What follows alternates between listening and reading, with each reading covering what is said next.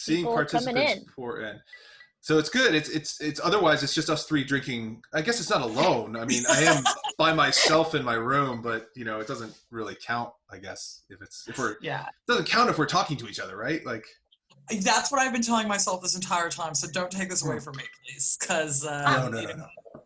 Otherwise, it's just like does my cat count as a person? And that's we're real existential levels of that. So I'm on the Pacific Coast. I'm on the West Coast right now. So since we set a lot of these times pretty early for California, the only way I justify day drinking is that I'm like actually talking to people, so it's fair. Yeah. I mean, I would do it anyway, but like now I have a reason. You see, I'm from the West Coast. Well, I'm from Seattle, and like the number of times when I'll be like chatting to my parents on like a Saturday night or Sunday night, and it's like their brunch, and they're like, "Oh, screw it, that's it, Bloody Marys," because I'll just be like, "Yeah, something," and they're like, "No, we gotta like get into the same mood." So yeah, it's the vibe. That is very much the vibe, I think. Yep, that's right. I was saying to somebody on Twitter was commenting about how like, oh, I can't start drinking at 2:00, and I was like, tell that to my co-host. You know what? Yeah. Can't or won't. That's right. That's right. You're just not trying hard enough. I believe in you. I believe in you. Like, come on. So. Also, you just gotta know your limits, man. It's really easy to just have like half an ounce and then build up slowly until 5:00 when you just go all out. I agree. Yes. Yeah. Absolutely. I mean, the other part too is like it's called drinking with historians. It doesn't necessarily say drinking alcohol with historians. I mean, that's true. It's wide open. If that's the way you want to interpret it, that's absolutely fine. But we at no point in time determined that it had to be alcohol. I'm drinking alcohol because that's just fundamentally who I am as a person. But I'm not. I would. Oh no. Nope, she froze. Just anybody watching, Eleanor's Wi-Fi is a little bit slow. So it's much like me, my wife is it's over. 10:00. It's 10:00 Friday night. So I don't know. I think that what's happening is that all of my neighbors are all kind of like extremely in Netflix mode, and so like Wi-Fi is but who can blame them? Well, I'm sure they're all actually streaming this, right? Yeah. Oh, so, obviously, yeah. Big in London right now, right? Inspired by the gargantuan minds that stroll among them. They definitely want to see this. All right. Well, should we get going? Yeah, I think so. Okay. Well, to everybody watching, I am Varsha. I'm a grad student at UC Berkeley. I'm joined with Matt Gabriel, who is a professor at Virginia Tech. This is Drinking with Historians. And today our guest is Dr. Eleanor Janega, who is a medieval historian. She specializes in society, sexuality, apocalypticism, propaganda, and the urban experience in the Middle Ages, so medieval sex apocalypse. And she's teaching at the London School of Economics, and she blogs at going-medieval.com. And we're going to talk about her first book because it's coming out next year. So thanks all. And then I am drinking Woodford Reserve Double Oaked, but what is everybody else drinking? Well, I'm so proud you're drinking Woodford Double Oaked because I suggested that to you. So I just want to take credit for that. But so I myself am drinking a cocktail called the Hanky Panky. I thought this would be a fantastic thing for medieval sex apocalypse. It's gin, sweet vermouth, and Fernet Branca. Pretty lovely. But I also have, which I've been tweeting about, I have some Uncle Nearest Tennessee whiskey, which it's pretty fantastic. And so we'll move on to that in a minute. So Eleanor, what are you drinking today? I am drinking a very fine Best Bitter, fresh off the taps from my good friends at the pub around the corner, the Southampton Arms, and it is by the good people at Anspoken Hop Day, one of the fine Bermondsey beer mile breweries here in London. And I am a big fan of bitter because I'm secretly a 65-year-old man. So that's how it is. Well, I mean, we have to keep up the stereotypes, right? I mean, so I'm a tenured professor, so I have to dress like a white guy professor, so I have to dress like a schlub, on these things. And I mean, you're in London, so you have to drink the bitters and the beer. I drink a bitter, it's just like, these are the rules, That's right. We don't make these things. It's what it is. So Varsha is always, as I was saying on Twitter before this, Varsha is always kind of classing up the place because she's so organized before her, behind her, and she looks so done up. So yeah, really wonderful. So the glamour. The glamour, that's right. Yeah. The love of not a podcast, but this web thing that we're doing. Yes. Not a podcast. That's right. We're not a podcast. Speaking of not a podcast, we've had a lot of like feedback, and so everyone wants us to go a little bit longer. So if you have questions, we're going to make sure to answer as many of them as possible. So type them in the Q&A while you're watching. That's right, and we'll get to them. We'll try to go like the regular half an hour with the conversation just among the three of us, and then we'll kind of open it up and we'll try to get to the questions that you guys are asking. So my first question, if it's okay, is that like I've been advertising this this particular episode as medieval sex apocalypse. Yes. So how accurate is that? Am I totally wrong based upon what your research is and what you're working on right now? No. Good. So I guess what I always say about it is like, I'm a social historian in the first place. And I think that one of my interests lie within sexuality and apocalypticism, because I think that you learn the most about a society that you possibly can from how they feel about sex and how they feel about death. And like everything else after that is kind of like window dressing. And I do also think that the two things are like directly related, because a lot of the time sort of like sex, if we want to like break sex down to a biological function, which I adamantly don't, but a lot of people through time have, it is like the way that you kind of like fight death to a certain extent. So I think the two things are sort of inextricably bound up. And of course I've got like side hustles in propaganda in cities, that sort of thing. But that's because also like propaganda is a lot of the time tied up to sexuality and apocalypticism in the medieval kind of imagination and the medieval way of relating to things. So I think that socially, like you can't really tear these things apart. They're all connected. So yeah, I mean, if you just say medieval sex apocalypse, I'm like, yeah, accurate. It's pretty accurate, to be honest. So I've always had the impression, mainly because a lot of my research is 19th century and afterwards, that a lot of people before like the 1970s were like largely prudes. But I've realized as years in grad school go on, and as I read older and older documents, and I've taken some early modern classes, it turns out people weren't prudes. So like, is there a lot in the research when you do in the medieval area about sex? I mean, I'm sure there's a lot about the apocalypse and death, but are people open about their lives? So the thing is with when you're doing like a sex medieval research is that you start looking for things in different places. So one of the weird things is, to a certain extent, we have a lot of evidence or a lot of sources that come from, like the negative. So there's a whole lot of, that we've got scads of records. Oh, she paused. Hopefully we'll come back in just a minute. So we'll come back in like a second. Such a cliffhanger too. I know, like negative.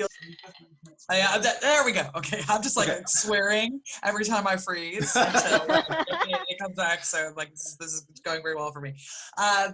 So basically, we've got a lot of negative evidence from the church. So we've got stuff like penitentials, which are a sort of really hostile witness in the first place, because you're going to a priest theoretically to confess things that you've done wrong, right? And then the priest is going to explain why that's wrong, tell you you're very naughty, and give you your punishment for it.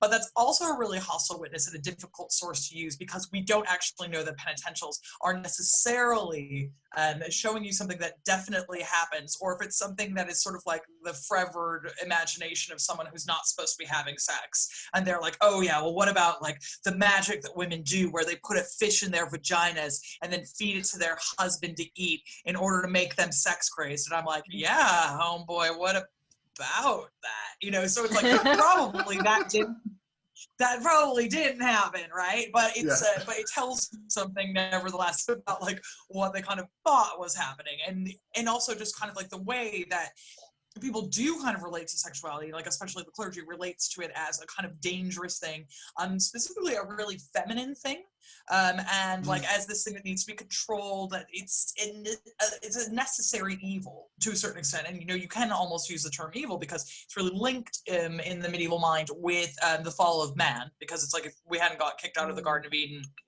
There's a lot of back and forth about this, but Augustine of Hippo, for example, spends a whole lot of time trying to prove that Adam and Eve wouldn't have enjoyed sex if they hadn't got kicked out of the Garden of Eden, and they would have just been able to like procreate just like by and then you're done. And so like the pleasure thing and like the fact that like people actually get a kick out of it is like this really fraught a thing for the church. So we've got lots and lots of information from this hostile standpoint and this negative standpoint.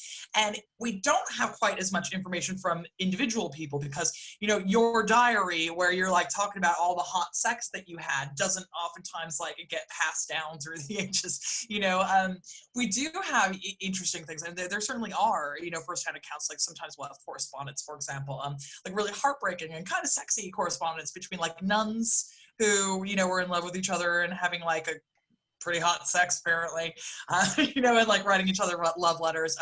We've got weird stuff like Abelard and Eloise writing about like how much hot sex that they had. Abelard and Eloise are a tricky one though because Abelard is a celebrated prick, and which is a technical historical term. And it's like, you know, the way we would read him and his relationship with Eloise now, it's like, you know, just red flags. It's just like danger zone grooming, like vague, like, oh, you just beat her to keep your relationship on the DL. Cool, cool, cool. But then they're like, oh yeah, but the sex is really hot. And you're like, okay, oh, you know, so there's stuff like that we definitely have. But, you know, we also have like really fun things too. It's like, even when I'm like, oh, the clergy is quite hostile, then I immediately like give you an example of the clergy having a bunch of sex with each other and enjoying it. And then we also have stuff like, you know, marginalia, where we have clergy members just being like, yeah, here we go, here's a dick.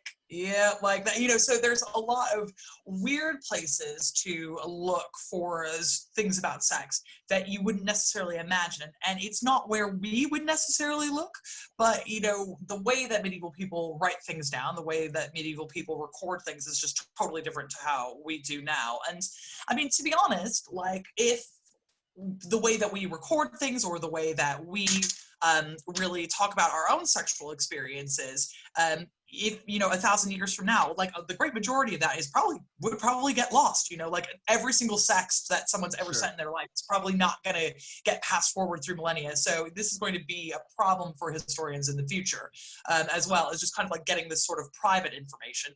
It's possible and it's something that you can overcome, but the majority of it is going to come from weird places. You know, a lot of medical stuff talks about sex. There will be a lot of like guides that women write to each other. So it's like Secretum Mulierum, or Secrets of Women. They'll be like, oh, here's a beauty guide, and it'll tell you how to like wax your upper lip, and it'll tell you like what to expect when you're pregnant, and it'll tell you like how to find a good midwife, and also here's some stuff about sex, you know. So there are these places where you can look for information that it wouldn't necessarily occur to us, but to them all of these things make perfect sense. Yeah. So a lot of it is kind of also like getting in the mindset of medieval people, like, well, where would I record this? And their answer is like in the margins a lot of the times. Well, I think that's really interesting. I mean, one of the things that's kind of been a constant refrain, it certainly came up last week when we were talking with David Perry, but even like with Jimmy Goodall and Cam Cruise when we were talking about this, is oftentimes like the stereotype we have or kind of society has when we talk about the past is that it's kind of in black and white. It's these stereotypes of people that they're not actually human beings. And the way that you're kind of talking about this is like these were living, breathing human beings who thought about things and that sometimes we think about and sometimes we don't, and thought about them in similar ways and sometimes different ways. And sex is a really interesting window in realizing that these people lived in color and not in, if you'll excuse the metaphor, kind of in black and white. Right. So how do you read, like, so when you're dealing with kind of a penitential, right? And maybe you could explain kind of what a penitential is. Like, how do you read out of that, like, into kind of human experience? Yeah. So penitentials are kind of like, for priests, it's sort of a guidebook. It's a sort of a how to give the correct correction to your flock of people in your parish. So a penitential you would use when people come in to give confession. You know, they do the bless me, Father, for I have sinned thing. And penitentials can work in several ways. So one way that they can work is if the person is like, bless me, Father, for I have sinned, okay, well, what did I sin about again? The priest can start kind of asking questions and be like, all right, well, what about this? Have you considered this? Like, what about, and one of the things they might ask about is like, well, what about your sex life? Because there's a lot to correct there. Another way that it can be used is someone comes in and they know they've messed up.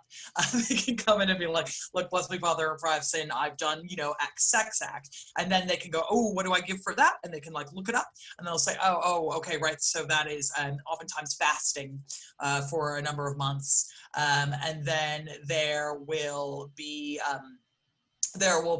kind of like prescriptions for certain holy days, or maybe you'll have to go on a pilgrimage, these sort of things. So it can either be an index or it can be a conversation starter, are two ways that it can work. And a lot of the penitentials that we still have surviving, we know were in kind of big use because they'll be from a sort of higher up people. So like one of my favorite penitentials. Oh God, I'm sorry. Things medievalists say, right? Like, yeah, like you hear yourself say something sometimes, and you're just like, "What have I done?" The life of the historian, right? I know. One of my favorite penitentials is the penitential of Bouchard of Worms. And Worms is one of the bishoprics in the German-speaking lands. It's pretty high up. It's pretty important. This is like a really important guy. He does write some canon law as well. And so this is from like not an insignificant person. Bouchard is our man who's out here, I believe it's in the 8th century, possibly the 9th. And he's out here like talking about a lot of sexual questions that you can ask people. And there are weird stuff like, did you cook a fish in your vagina and feed it to your husband? There's a lot of stuff about love spells as well, which you can kind of, a lot of the time when medieval people talk about love, it can kind of be used almost intermittently with sex in certain ways. Because it's sort of like there's a lot of tension in these penitentials about doing love magic. And like the love magic is stuff like, well, you'll take a bread dough, and instead of kneading it in a normal way, you kind of like knead it down your naked body, like especially for women. And most of these things are aimed at women. It's assumed that women are doing this. And so you kind of like knead bread on your naked body and cover it in honey and then bake it, and then you feed it to the man that you want to fall in love with you. There are similar things about like making sweets by putting honey all over your body and then rolling it off again and then feeding it. There's a lot of concerns about magic. Putting honey on your body, it seems. Yeah, there's a lot of putting honey on your body. And like sometimes I'm carving figures out of like hyacinth or amethyst and then putting them in honey. Honey occurs a lot. So there's just like there's a lot of tension around honey. Yeah. So there's a lot of concerns about like getting people to sort of be attracted to you in sexual attraction. Then there are concerns about sexual practice in and of itself. So it can be like, there are like lower stakes sexual sins, which are like, did you have sex on a Sunday? Which you're not supposed to be doing. Technically, sex on a Sunday, that's right out, according to the church. Do people have sex on a Sunday? Yes, they do. Did you have sex during Advent? That's technically a sin. We know that people in the medieval period had sex during Advent because if they didn't have sex during Advent, no one in the medieval period would have been born in September, right? So it's like, and yet Libras exist, so it's like there are these ways of knowing that that's definitely not the case. So those are your really low stakes one, and it'll be like, oh, I don't know. Look, you don't get to eat a big meal on a Sunday. It's going to be like fasting on a Sunday. So maybe that for like a year, that's kind of like a low level one. But then there are higher level ones. Like our man Bouchard is very concerned about dildos. He doesn't use the word dildo. It's like, that's not the term that comes up. But what he says to ask women, have you ever made an implement out of leather or clay or some such thing in a shape and size to match your carnal desire? And you're like, oh, right. So it's like basically he's asking like, are you making dildos? And then he asks, and have you ever used them to fulfill your carnal desire? And it's like, okay, that's one thing. And then the step up from that is, and have you made fasteners in order to take this object and fasten it to your waist in order to practice your carnal desire with another? And then there'll be another question on that is like, and was that other person a woman? So there's kind of like, did you make a dildo? Did you make a strap-on? Are you using strap-ons on other women? And it's like, it goes up and it goes up and it goes up. So it's like the dildo one is kind of like, again, it's like lower stakes. It's sort of like, well, we've all been there. Am I right, ladies? Am I right? You know, but then it's like, if you're using it on other people, and if you're using it on other women, then when you start using it on other women, it's like, ooh, you know, there's like a worry there. But one of the things I find really interesting about like the dildo chat, like, I mean, obviously it's hilarious, yay dildos. But the dildo thing is quite interesting too from a medical standpoint and just kind of like a medieval sexual imagination standpoint. Because the way that medieval people oftentimes talk about like masturbation for women, which is not onanism, interestingly. It's like onanism if a dude does it. And if a woman does it, I believe it's just kind of like a form of sodomy, technically. And they'll like the medical, so like the church community is like, this is right out, like no wanking. What are you doing with these dildos? Like, don't do this. The medical community doesn't necessarily agree on that. Because the medical community says that like one of the things that there's so many things wrong with women, am I right? Am I right, gentlemen? You know, like, so it's considered that women's bodies, you know, they're cold and they're wet in terms of humors. And one of the things that they are also without sexual intervention after puberty is they can become toxic.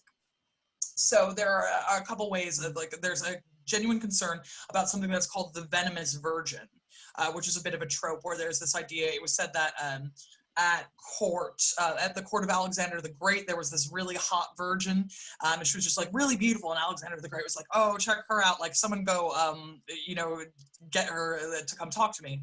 And his doctor had like a feeling about this. He goes over and he talks to the pretty virgin, and he's like, oh, may I ask you a question, and kind of puts his hand on her shoulder and then instantly dies because she was backed up, had never had sex, and so her whole system had become toxic. And so it could be that women become toxic if they don't have enough sex to the point where they're venomous, you can't touch them. They can also become sort of like a basilisk lizard, and their gaze can become toxic. Should I turn off my video? Like, what's going on? I don't know, right? And so it's like, so and the thought there is that women's bodies require, because they're cold and wet, they require regular kind of sexual servicing by men, obviously, who are hot and dry. And one of the things that sex does is sex warms women up. There's a lot of talking about the friction that sex causes, and like a rubbing back and forth, and how that then warms women up, and it also helps them kind of like flush out these pollutants. And so by having sex and doing these things, they become less toxic. It's also thought that pregnancy is really great for getting rid of all these toxins. Menstruation is kind of seen as a way of also the body purging toxins in and of itself. So for this is all a long way of saying, medical practitioners, on the other hand, say that for like women who are post-pubescent but aren't married yet, they're like, probably masturbation is a good idea. For them, from a medical standpoint, sometimes they will prescribe for women who are not having sex. They'll be like, you know what, you go see your doctor, your physician is going to put like a warm poultice like on your mom's pubis and kind of like give it a little shake, you know, and then hopefully that will like bring out the toxins. Or they'll say, you know what, sometimes virgins will, and they talk about them masturbating, but they talk about them in this particular way. Well, let's say they'll think about the size and shape of a phallus, and they'll use their hands, and then they'll kind of like bring themselves to orgasm that way, there's a whole debate about whether or not women also have semen, which I'm not going to get into because it's a long story. But so they'll say, okay, well, so yeah, well, women will masturbate, and the physicians will say, well, that's probably a great idea. But what's interesting about both these things, so there's the church side who's like, don't do this. There's the medical side that are like, yes, do this. But both of them, obviously, this is written by a bunch of dudes, and they're like, the entire erotic imagination of women is completely hinging on phalluses.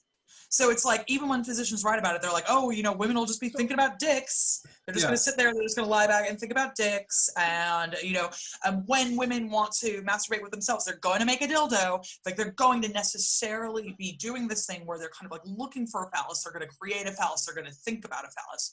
And most of the literature, for example, will never, like, it doesn't even like mention the fact that a clitoris might exist. Like, it's just like, nope, never heard of her. Yeah. Who is she? You know, and it'll be like, so if you're talking about masturbation, if you're talking about sex, in any of these things, there's always, even when you're usually talking about women, there's a lot of concern about women's sexuality. It'll be like, oh, well, the way that we relate to this and the way that we mediate this is still through the lens of men. So how do we so if I could just kind of like jump into here for a second, it's like, so one of the things, I mean, medievalists always deal with all the time, right? And is the idea that the only ideas that people had in the Middle Ages were church ideas, right? Because so many of our sources were written by churchmen. But you bring out a really important point, is like, it's not only churchmen, it's men specifically. So like, how can you pull through, or like, have you been able to, in your research, like what are women thinking, right? Like, you're talking about women a lot, but it's men thinking about women, right? Yeah.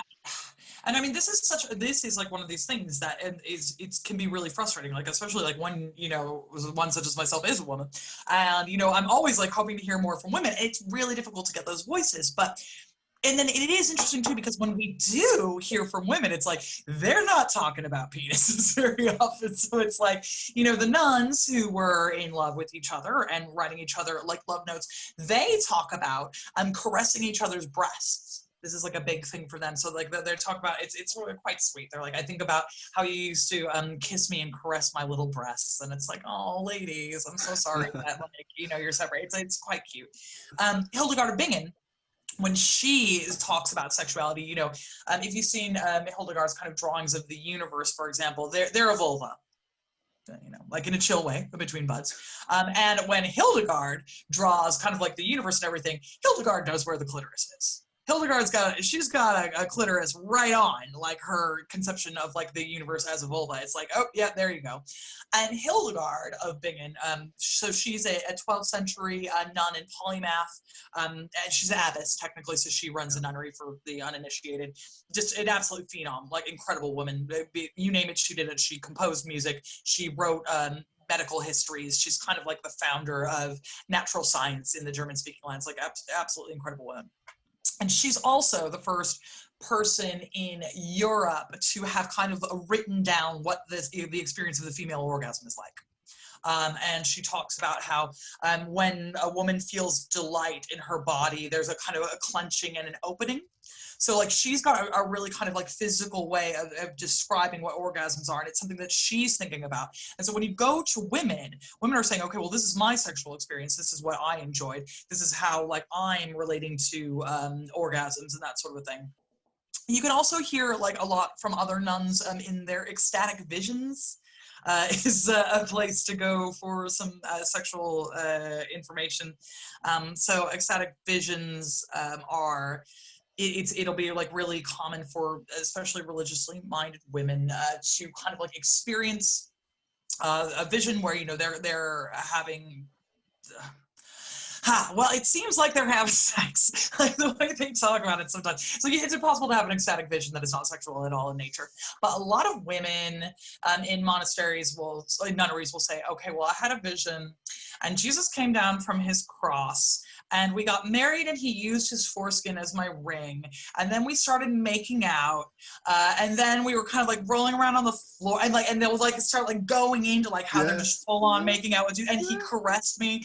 And they'll have ecstatic visions where basically they like describe an orgy with their entire nunnery. And they'll be like, and you were there and you were there and we were all naked. And you're like, all right, okay, ladies, you know, which is great, you know, but it is one of those things where it's interesting because you have to be so careful with these sources at the same time, because I'm like, okay, guys, you're having a sexual fantasy now. And they're like, no, it's very religious. And you're like, or I'm not discounting that. And so it's like one of these things where you can't discount that. It's like you have to take them at face value. This is a religious experience for them.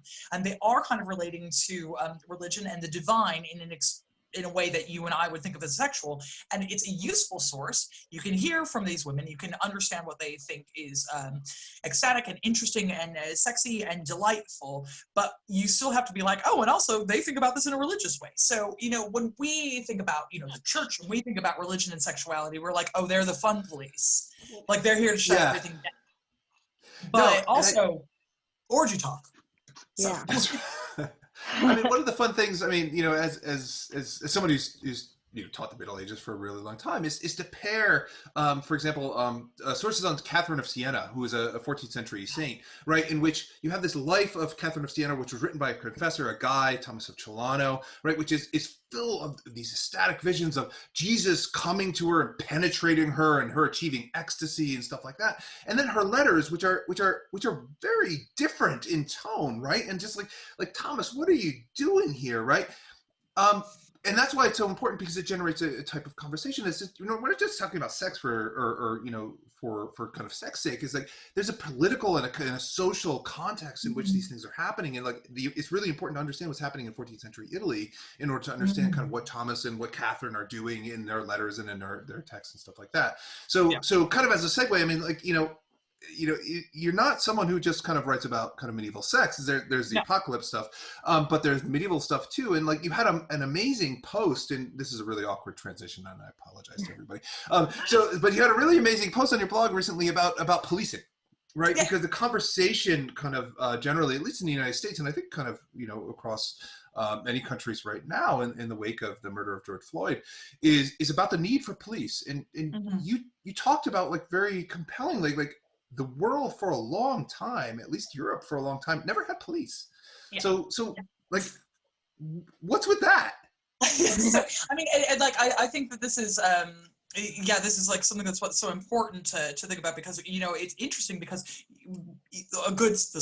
we can segue it thusly, because, we say, oh, there's all these rules, so all these rules about sex. It's but you're living in a world that's got a lot of rules. You're living in a world that says, okay, well, we're organizing society thusly, but there isn't really anyone enforcing it necessarily. As a particular group where it's okay, you are the cops, go in there and get them. That's not a thing that exists. And it's not to say that there isn't law. There's plenty of law, as all of our colleagues who are legal scholars, God bless you, don't know how you do it. They're always wading through scads of information, but there's no such thing as cops. So the way that most people in medieval Europe organize themselves and the way that they do policing is it's a kind of community effort. And there are a few things that'll happen. So one of the big things that'll be is that everyone in the community has a responsibility if a crime is committed that is considered difficult enough and that you need to get some kind of legal enforcement in. One of the big things they'll do is say, all right, it's your responsibility to raise a hue and cry. So it'll be all right, we know that there's someone here who's committed a crime. Everyone yell about it, get to your, window, start a search, try to go and capture this person, right? One step up from that, you can kind of organize it so it's usually men. There will be a thing where it's so the 10 of you are all in a group together, and if one of you commits a crime or any of you commit a crime, it is the responsibility of everyone else in that group to go get that person, hunt them down, and bring them to justice, right? So there's a way of kind of saying, all right, we're all connected, you're all in a group together. Collective responsibility, yeah. Yeah, exactly. So it's so there is kind of this pressure there where it's oh, well, it's not just you don't want to screw your community over. It's that's your boy. You don't want to disappoint him. You don't want to make him come get you. There's also things one step up from that. There's watchmen. It's very common, especially in cities. I'm here in London, where I'm sitting now would have just been outside of the city walls, and the city walls will be patrolled quite often to make sure that nothing too untoward is going on. And to be fair, places where, there isn't a community set up, so not villages and not cities, or AKA, the wilderness, or the roads, there can be a fair amount of banditry and lawlessness going on there because no one's necessarily patrolling the road. Occasionally, my very good friend, the Holy Roman Emperor Charles IV, who was a big Catherine of Siena fan, yeah, right? He raised a big thing where he would send people out to occasionally patrol roles. That was the thing that he did, and everyone was oh, this is very impressive, patrolling the roles. But there is this thing about nature's kind of lawless, and people sort of can't necessarily look out for each other there, which is how you kind of get the trope in the medieval period of forests being this ooh, spooky place where magic things happen because there's no people, right? And so where there aren't people, you can't necessarily control things. So I mean, to be fair, I will give that up. But within cities, you can have town watchmen, you can have, criers and things like that. Here in England, then there are also kind of levels up on that. So then you could have a sheriff, like the Sheriff of Nottingham was a real historical personage, even if, you know, Robin Hood is up for question. And what a sheriff does is a sheriff is the person who can raise a posse communitatis, or it's like a communal posse. And so he can say, all right, well, I've got the power to, if someone has committed a crime, I am allowed to get every man over the age of 15 and we're going to make a posse and we're all going to go look for this person and bring him to justice. So you can do that. And then sometimes communities here sort of later on would also have a kind of rolling thing where someone would be kind of like in charge of policing, in charge of raising the hue and cry in various cities and various towns. And it's a 1-year position, it doesn't pay anything, and it switches over consistently. So it's like, it's not a job per se, it's sort of like a communal responsibility, and it's something that you do because you're part of the community. And even within all these things, it's like there's plenty of people who are brought to justice in the medieval period. It's like, you know, we've got lots and lots of evidence of people like going to court and pleading their case, and people kind of are aware of like what laws are. You know, within that too, one of the things I think is really important when we kind of talk about like police abolition or police defunding is one of the things too is that sometimes, like depending on what the crime is, a lot of what the punishments are actually kind of focused more on integrating offenders back into the community. So what someone who's committed a crime has to do a lot of the time is they have to make amends to the person they've wronged. So they've got to like a lot of the time give cash or money. Like, so say you killed someone, then a lot of the time you have to make good on that with their family. So you need to give them land, you need to give them money. You have to repent publicly. If you're super, super rich, you need to like do something like endow a monastery, maybe go on pilgrimage. There could be a thing where if there's a big feud going on and 2 men attack each other, their punishment can be that they have to go on pilgrimage together. And they've got to like build a friendship, and they have to build a relationship with each other and come to an amicable agreement. And then that's good for the entire community. It's like, so if you've got a relationship then that is built on something else, then that brings you back into the community. So there's that. And then there's also like weird things, like a lot of medieval punishments like kind of hinge on shaming. So like a low stakes, low key crime after my own heart is if you sold beer that you know was bad. Okay, so here's a low stakes crime. So you know this beer is bad, and they drink a lot of beer in the medieval period because it's great. So say you brew a bad batch of beer, like if you've ever had bad beer, it's not a great situation. It can give you tummy problems. It's like this whole thing. And so if you do that, it's like you've got to pay a fine. And that's also like one of the first uses of what later on become ducking stools in the medieval period is that it's something called a cucking stool initially. And it was just a chair. You'd be made to like sit in this chair outside of your house, and everyone would come by and be like, "Your beer sucks," and like, you know, yelling.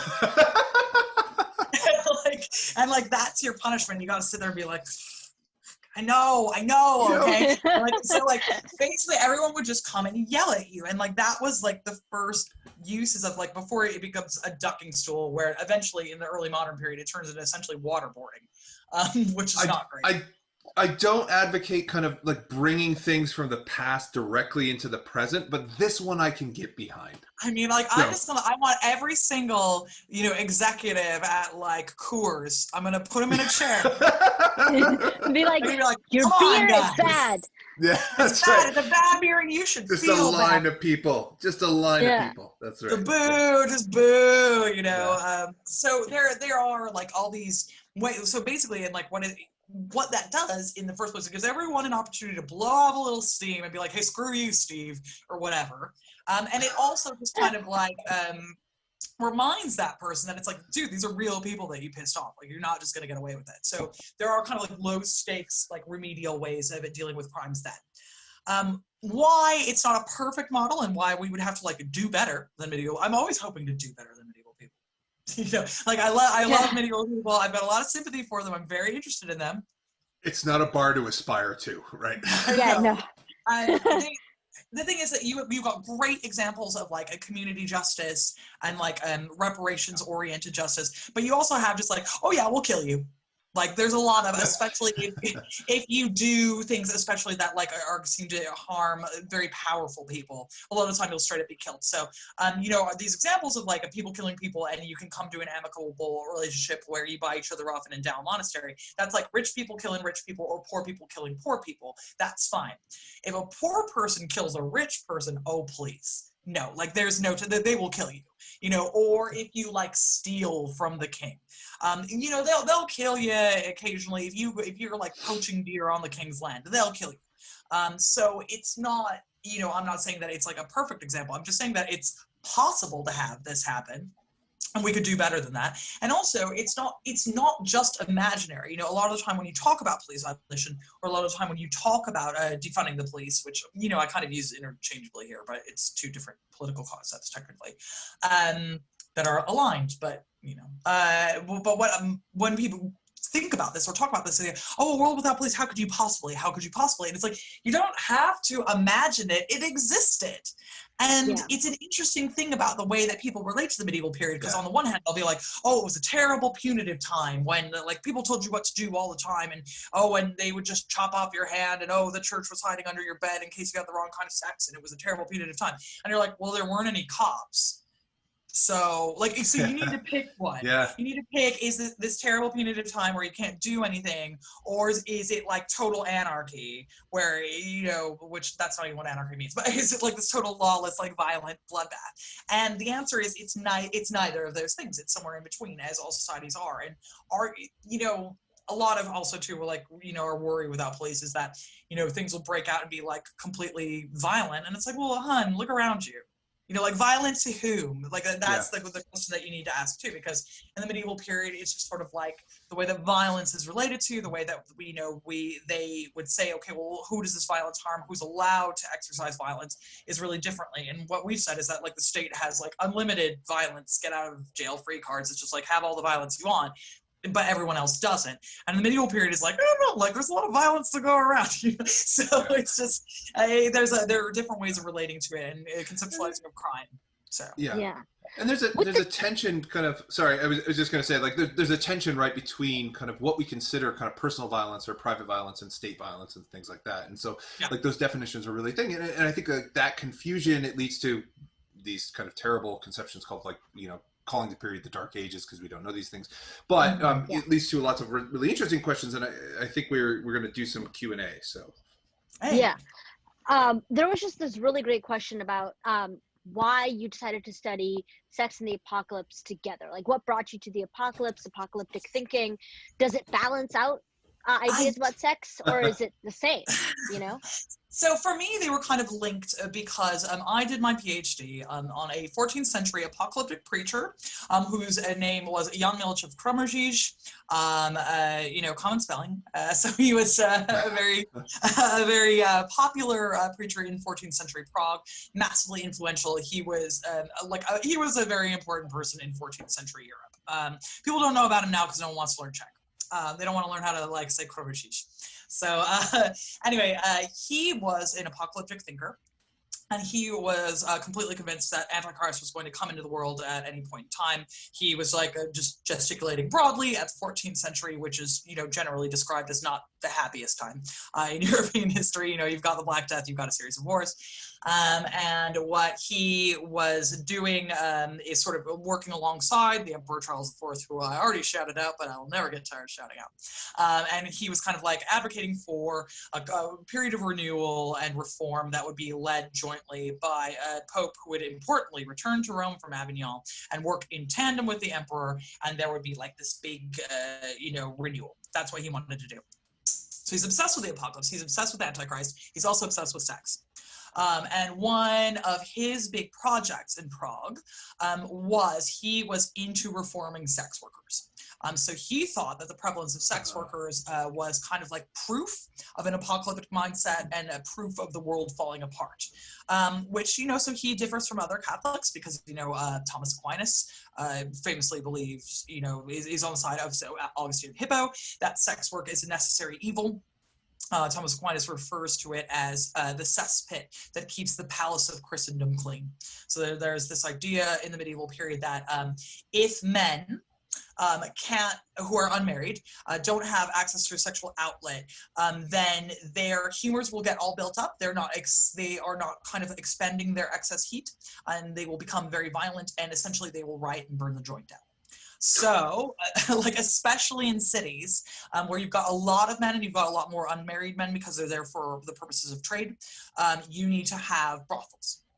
A lot of cities organize themselves by having municipal brothels.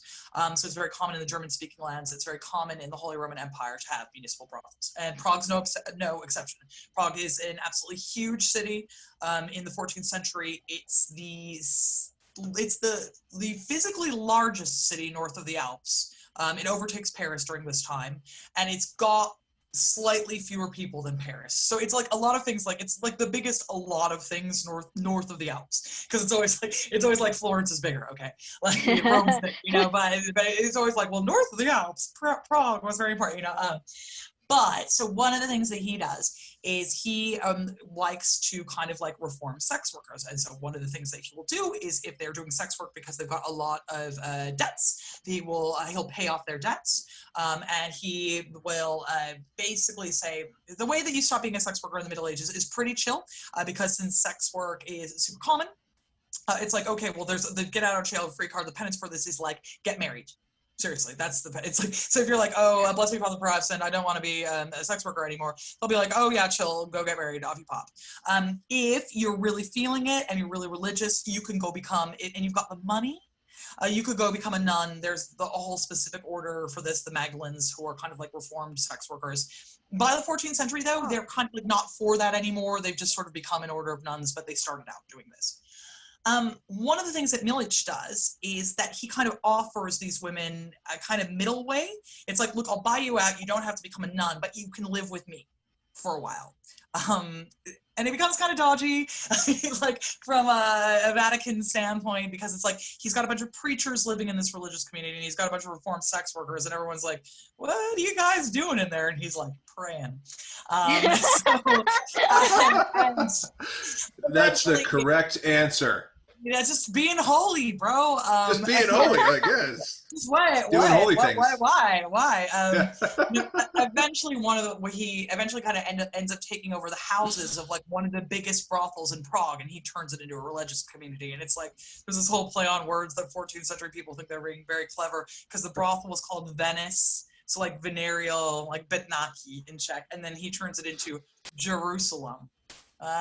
You see what they did there? So they rename it Jerusalem, and it's like, and it's this whole thing, and so I was like, a word, you know, because like, so basically, like you spend years like with this, like I spent years with this guy, right? Just like, oh my God, just like reading every one of his sermons, and it's just, it's very, very clear and very specific that in his mind, like one of these things that is apocalyptic is society's relationship to sex.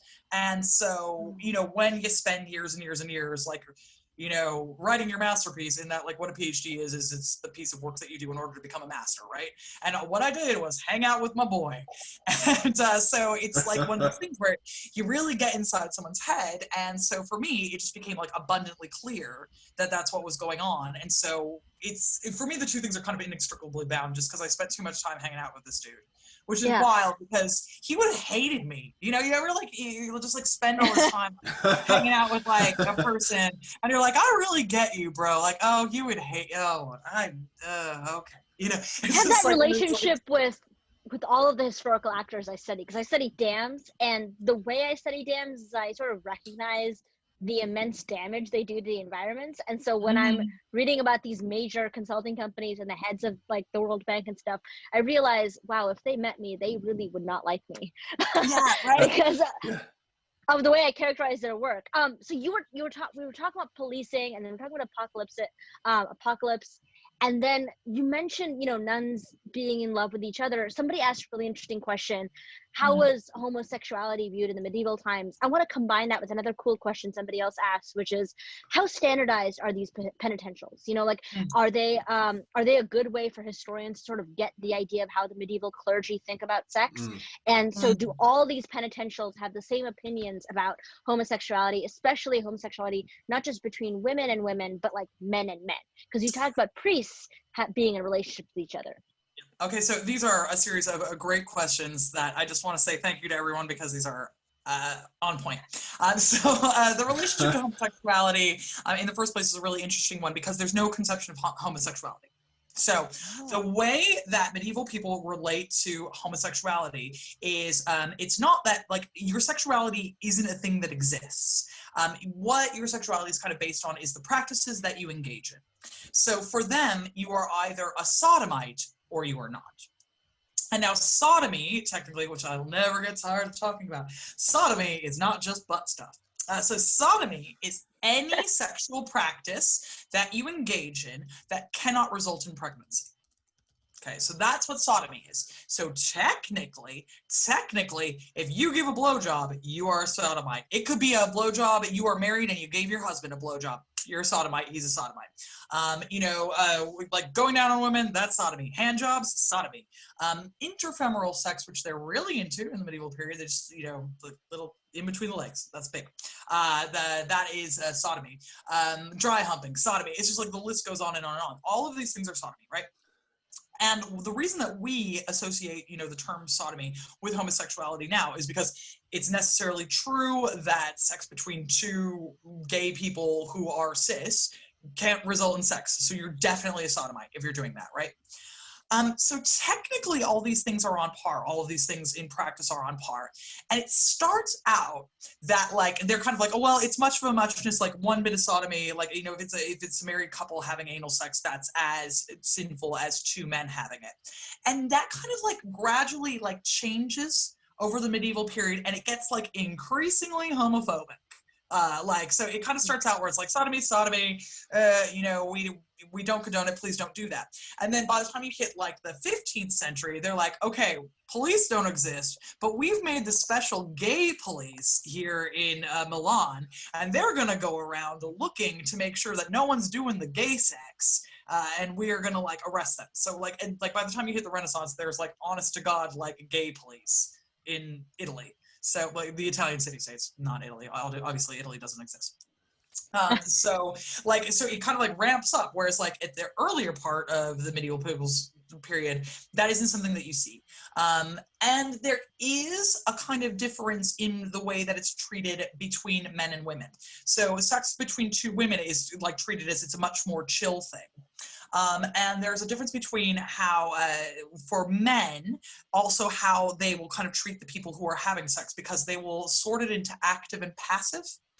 And so it is kind of seen as sort of worse to be the active person, but oftentimes it can also be confusing. So you really have to be careful when they're using the word sodomy. You have to you can't just be like, oh, sodomy, here we found some gay people or something.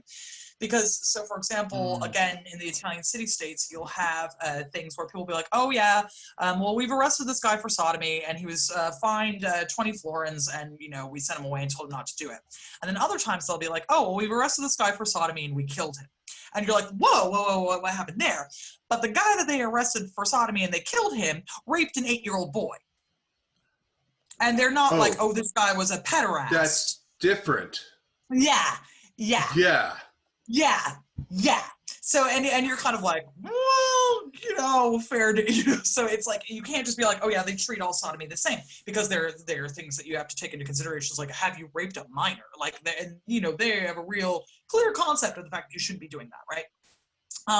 But then sometimes they'll go in really hard on people who are doing passive gay things, because it'll be like, a 17-year-old boy, and they will like imprison him for a while because he's just like having a lot of sex with a lot of different dudes passively. And that in particular, sometimes they'll start talking about it as being like a crime against nature, and they'll be like, you're too feminine, you're acting like a woman. And there'll be like a lot of language that gets brought in where they're like, why are you acting like a woman? Why are you acting like a woman, bro? Why don't you want to be a bro? Why don't you want to bro down with the bros? And there's like this whole thing about why would you want to act like a woman? And it is also linked up to this interesting conception in, for medieval people, women are the ones who are really sexually voracious. So there's also this kind of concern throughout, like, I mean, the Romans thought this too, as did the Greeks, where it's like, you don't want to be having too much sex because you'll end up like a woman, and you'll just have sex on the brain. It's like in women, they never stop trying to have sex, women, right? So it's like, when you see women having sex with women, they're like, well, women, you just can't stop them from trying to just leave them alone for 5 minutes and they're humping each other. Am I right, boys? Not like us, we're rational and we can overcome that. So there is this kind of like, a real hatred towards men who are behaving like women and who are behaving sluttily and who are like having passive sex. It's like, ew, like he's acting like a woman, ew. So, and there's this kind of like misogynist sort of revulsion around that. But that's later medieval period. So it does amp up. And then in terms of penitentials, it also varies widely. So for example, some of the early Irish penitentials, interestingly, like if we're talking like 7th century, they'll be like really hateful specifically about women. And they'll be like, stop doing lesbian stuff, and like, this is really sinful. How dare, and like, they'll go in really hard on that. And no one else is talking about this. Just like the Irish are like, please ladies, for the love of God, and where Germans are like, I don't know, probably don't do that. Like the German penitentials will show a different thing.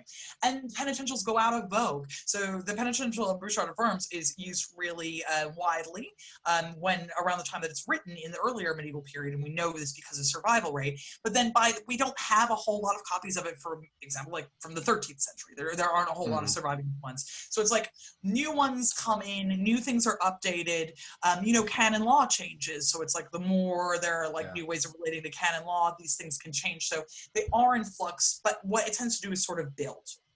So interestingly, things are more what we would call homophobic as time moves on, not earlier.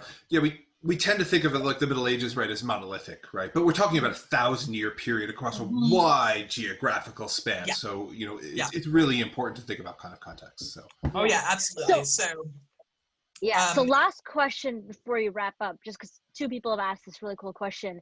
Are there a lot of transgender people in the Middle Ages, and do not just priests, but do other sources talk about them? So there are transgender people in the Middle Ages, what we would call transgender people, certainly. And the sources are interesting because this is one of these things where it's really difficult, because sometimes if people pass, it's like, that's it, they're gone, so it's like we do have examples, for example, where we have dug up monks like in their monasteries, and we know that like there's their gravestone, and they're like, Brother Dominic or whatever, and we're like, looks like a female skeleton, and they'll be like, yeah, or like we will have examples of like a monk died, and they're like, oh wow, it turns out John had boobs. Okay, like they will sort of like not realize until they're burying these people. They're like, well, this was my brother, and they're like, oh okay, and that, like, and that's like, it's not like it's remarkable, but it happens, and we definitely have records of that happening. Here in London, there is a really remarkable person who got oh god, I can't even remember her name now. Oh god, I had a migraine yesterday, and I've got like stupid brain. But there was a woman here, and she gets pulled in by the police because she's having sex over by the Tower of London. She's like having sex on the street, and they pull her in the court, and it turns out she was born a man, and they're like, what's your deal? And he's like, I am not a man, I am a woman. My name is Jane. And like, how dare you in the first place? And I'm a sex worker. And she just starts like rattling it off. And she's like, no, man, like I chose this. Like I've been working as a sex, and she is bi. And she's like, I've got women lovers, I got men's, like you tell your people to call me and all this stuff. And it's like, they throw her in jail, and then eventually they're like, girl, you're too get out of here. They kind of just like, basically she just kind of like gets, like they have her come into court and tell her story, and they're like, I love all this. What you're doing, this is great, and she's kind of just like treated as like an oddity. An oddity. Like, huh. Yeah.